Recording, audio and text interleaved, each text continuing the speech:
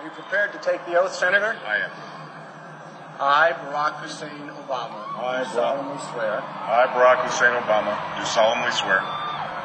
That I will execute the office of President to the United States faithfully. And will to the This best of my is ability Preserve the most defend. significant and historical moment in American history. It also has an enormous impact for the global community. An African American has been elected President of the United States and has been inaugurated in pomp and circumstance that really has the eyes and ears of the world hanging on every activity.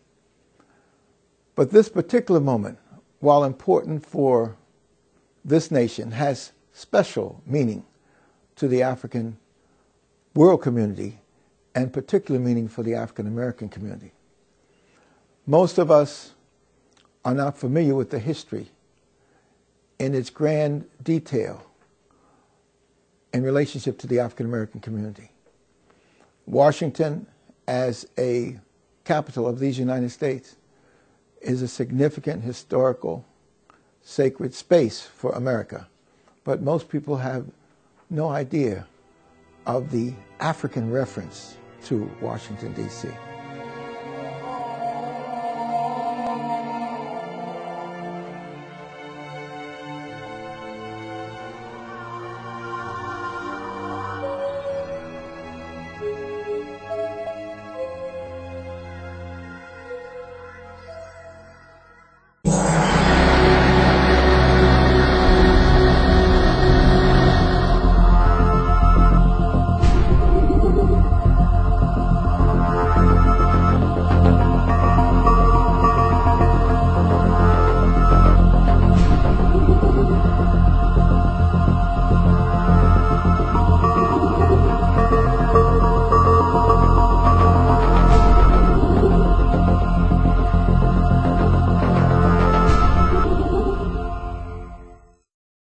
Ancient Kemet is probably the best model we have of the height of human civilization on the planet Earth.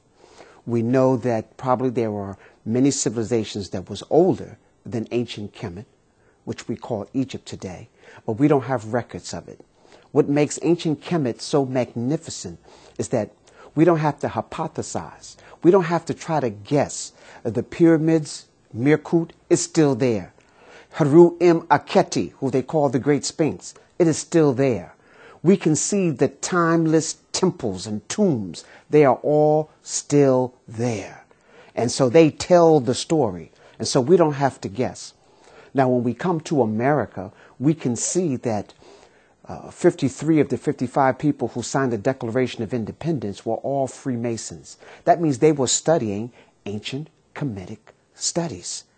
They were deeply involved in the science of Ancient Kemet, the mathematics, the astronomy, the astrology. All those records are still left in Ancient Kemet. Many of the temples are orientated towards certain directions to align themselves with the stars. In Ancient Kemet, they said, so is above, so is the below.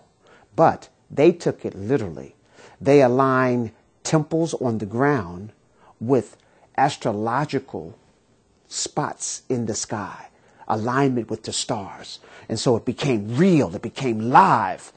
And what they did in Washington, D.C. is that these Freemasons tried to do exactly the same thing.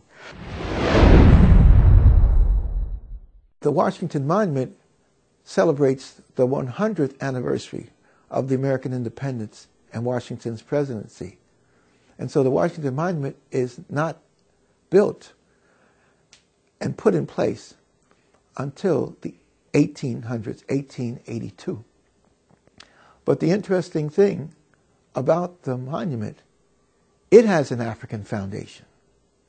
Not an African-American foundation, but an African foundation from the root of the African world community, which is Africa, from that special space and place and that special belt of civilization and culture, which we refer to as the Nile.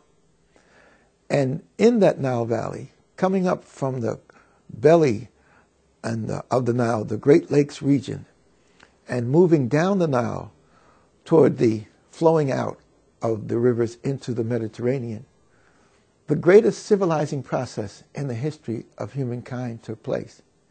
And one of the symbols of that civilizing process was the symbol of resurrection and rebirth, which is the African concept that was adopted by the Americans and placed at the center of their new capital.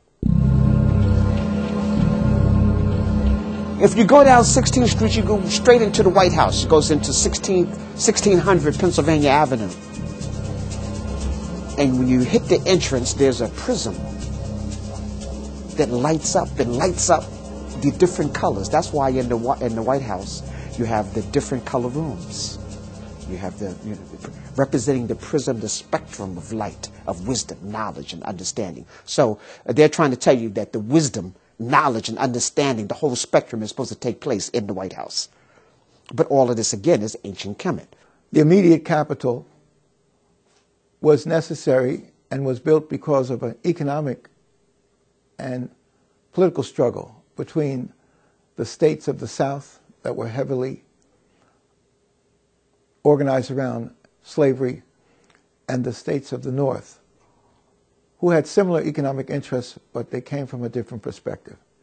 And so Washington, D.C. represents the midpoint between the southern slave states and the states of the North. But from an African point of view, Washington represents much more than that.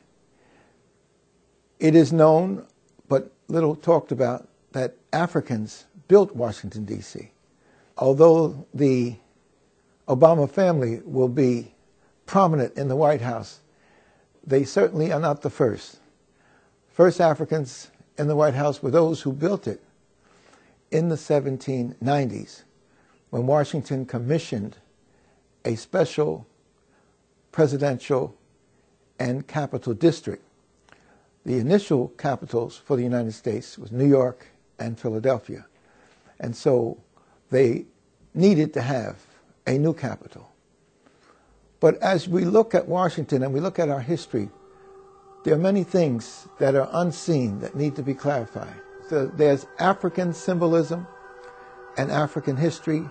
There's Nile Valley symbolism and Nile Valley history in Washington, D.C.